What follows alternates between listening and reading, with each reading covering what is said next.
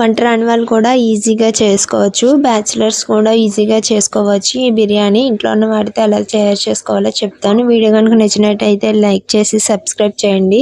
మీ support అనేది చాలా అవసరం. నేను ముందుగా ఆనియన్స్, టమాటో, పచ్చిమిర్చి, ఆలు, క్యారెట్ అనేవి కట్ చేసి పెట్టుకున్నాను. అలాగే రైస్ కూడా కడిగి ముందుగా నానబెట్టి ఉంచుకున్నాను. తర్వాత ఒక స్టవ్ మీద కడాయి పెట్టుకొని అందులోకి స్టార్ పువ్వు, చెక్క, లవంగాలు, యాలకులు, బిర్యానీ ఆకు వేసుకొని వేయించుకున్నాను. ఇవి బాగా వేగిన తర్వాత ముందుగా కట్ చేసి పెట్టుకున్న పచ్చిమిర్చిని కూడా వేసుకున్నాను. పచ్చిమిర్చి కూడా బాగా వేగిన తర్వాత ముందుగా కట్ చేసి పెట్టుకున్న ఆనియన్స్ కూడా వేసుకున్నాను. నేను ఆనియన్స్ చూసారా ఎలా కట్ చేశానో, దీనివల్ల బిర్యానీకి ఫ్లేవర్ వస్తుంది. ఇది ఆనియన్స్ కూడా వేగిన తర్వాత టమాటా ముక్కలను కూడా వేసుకొని అవి కూడా బాగా వేయించుకున్నాను. ఇవి అయిన తర్వాత అందులోకి ఆలు కూడా వేసుకొని వేయించుకున్నాను. ఆలు కూడా వేగిన తర్వాత క్యారెట్ ముక్కలు కూడా వేసుకొని వేయించుకున్నాను.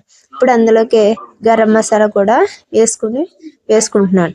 నేను అల్లం వెల్లుల్లి అనేది దంచుకున్నాను. దీనివల్ల బిర్యానీకి మంచి టేస్ట్ వస్తుంది. రెడీమేడ్ కాకుండా ఇలా దంచుకొని వేసుకుంటే మంచి టేస్ట్ వస్తుంది.